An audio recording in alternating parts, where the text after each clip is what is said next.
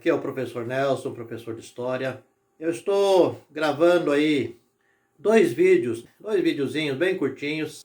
Fala de assuntos importantes como a imigração estrangeira, né, europeia, para o Brasil, especialmente alemães e italianos. Fala também sobre racismo científico, teoria da superioridade, né, supremacia da raça branca, eugenia, né, branqueamento das raças, ideologia de gênero, respeito e muito mais. Então, assistam esses dois vídeos, vídeo 1 e vídeo 2, sobre imigração e racismo científico. Agradeço aí a colaboração de todos e esse vídeo vai trazer para vocês aí uma curiosidade, uma necessidade de pesquisar mais, né? Claro que são aí algumas pinceladas sobre esses assuntos que são muito profundos e muito polêmicos também. E aí vocês então assistem os vídeos e depois seguem na pesquisa aí, tiram um tempinho aí para aprender história, que é a coisa mais empolgante que existe na vida do ser humano. É saber a sua história, saber a história dos seus antepassados, enfim, trabalhar no sentido aí de aperfeiçoar os conhecimentos, né? Aqueles que já estão meio enferrujados aí, já esqueceram um pouquinho, podem voltar a exercitar novamente essa habilidade aí de saber como foi as histórias dos nossos antepassados, especialmente a história do nosso país aqui, do Brasil, né? Brasil imperial, e quando se deram esses acontecimentos e que até hoje nós temos aí os resultados, né? Ou bons ou ruins, mas os resultados estão aí. Beleza, pessoal? Bom vídeo para vocês. Então aqui nós tivemos uma explicação sobre a imigração europeia. Na primeira experiência, né, migratória, essas pessoas vinham para cá às custas do dono da propriedade, né? Fazendeiro, do cafeicultor, enfim, do dono que ia dar o serviço para essas pessoas. Elas não eram escravas, mas elas iam trabalhar em regime de servidão, né? Que é um regime que já tinha lá, a gente estuda isso no feudalismo, né? Regime de servidão, a pessoa serve lá um senhor e tal. E aqui, no caso, a pessoa ia servir o seu patrão, né, mesmo não sendo escravo, mas até pagar a dívida, pagar a viagem, né, que ele pagou para ele vir de lá aqui no navio, e pagar também o que ele gastava aí durante o ano, até colher a lavoura e tudo. Então, esse era o regime. Então, o que acontecia? Muitos não conseguiam nunca pagar, né, porque eles vinham já devendo, né, que a viagem de navio era cara, e aí eles tinham que sobreviver, então eles tinham que comprar no armazém do fazendeiro, né, que dava o serviço para eles, e aí eles iam trabalhar a troco de uma porcentagem do produto, né? Então, vamos dizer assim, eles iam plantar café, eles iam ganhar 10%, 15%, 20%, aí dependia como é que eles iam combinar com o patrão. Aí eles tinham que plantar o café, tinham que cultivar o café, colher o café, ensacar, né, secar, ensacar, e o patrão vendia, aí o patrão dizia, olha, deu tantos mil, né, tantos do dinheiro da época, né, deu tantos mil, assim, então a parte de vocês é tanto. Então vamos dizer assim, que no ano, vamos fazer uma conta hipotética aqui, né, deu 10 mil reais, então a tua parte é 10%, então você tem R$ 1.000. Esse é o teu dinheiro. Só que você deve 1.200 no meu armazém, além da prestação lá da viagem do navio. Então ele já entrava outro ano devendo mais do que ele estava devendo quando chegou aqui no Brasil.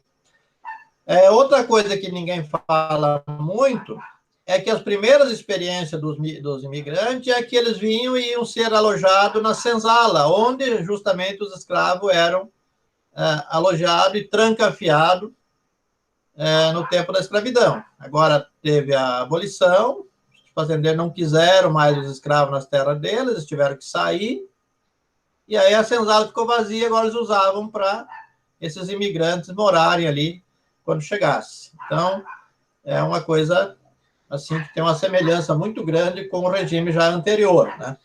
As coisas não mudam assim de uma hora para outra. Então, nesse sistema de pagar a dívida e a pessoa ir trabalhar para descontar a dívida e depois receber o resto, é uma coisa que existe até hoje no Brasil, alguma coisa parecida assim.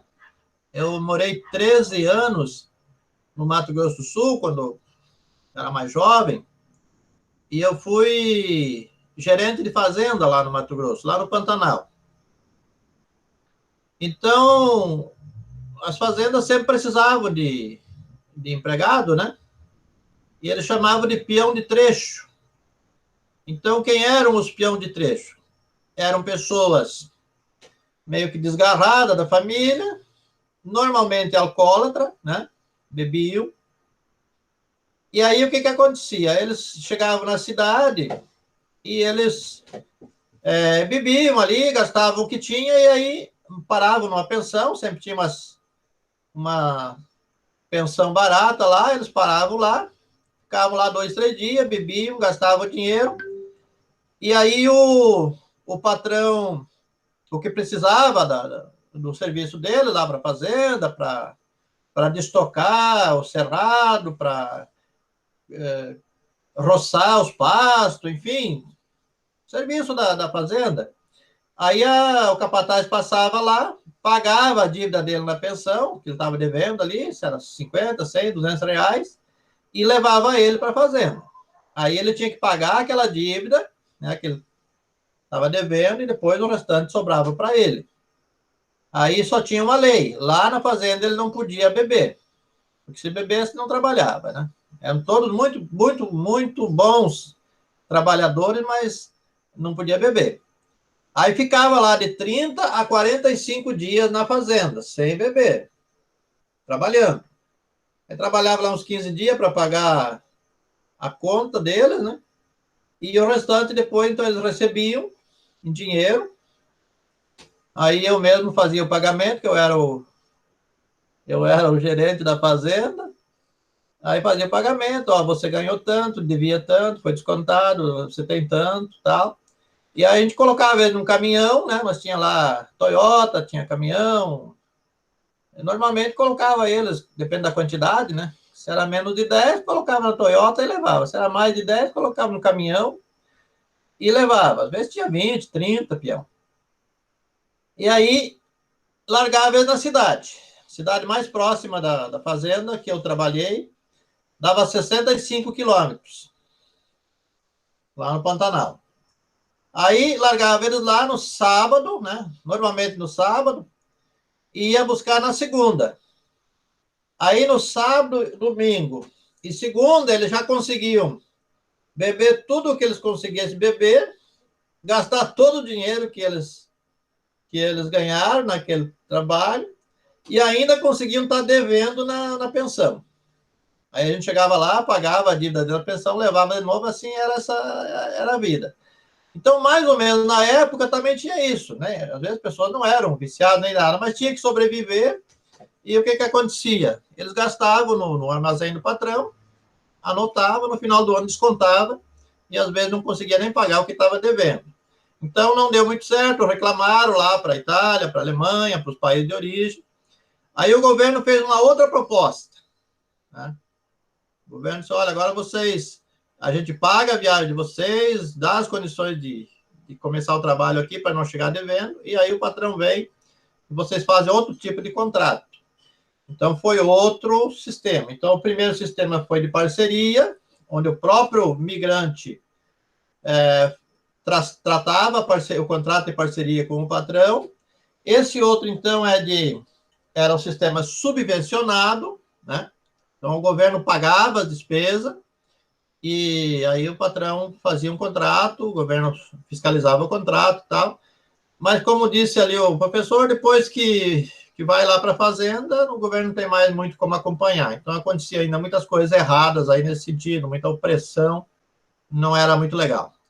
Aí, na terceira hipótese aí, nós temos um sistema, então, de compra de terra. Então, o imigrante vinha e comprava a sua terra, daí ele não era empregado de ninguém, ele era o patrão dele mesmo, e aí ele pagava essa terra todo final de ano, daí, em vez de o patrão dar um pouco para ele, ele é que tirava um pouco, uma porcentagem da produção dele para pagar o cara que vendeu a terra para ele. Então, aqui em Santa Catarina, principalmente no oeste catarinense, nós temos aí milhares de colonos que ainda são descendentes daqueles italianos e alemães, né? Aqui na nossa região tem mais alemães do que italiano, lá para o oeste tem mais italiano do que alemães. E no Rio Grande do Sul também. Então, ainda tem os descendentes desses primeiros imigrantes, que ainda tem a sua terra, tem a sua colônia, né? Nós chamamos de colono, né? Fruto desse tipo também de imigração que teve quando eles vinham para cá comprando a sua terra. Ou tinham dinheiro para pagar e já pagavam, ou então pagavam com produtos, né? E ali 4, 5, 10 anos pagando a terra e aí ficava dono. Aí, claro, os filhos iam crescendo, iam casando e iam ficando de dono da terra, e ainda até hoje tem muita gente assim com a posse dessas terras, tá?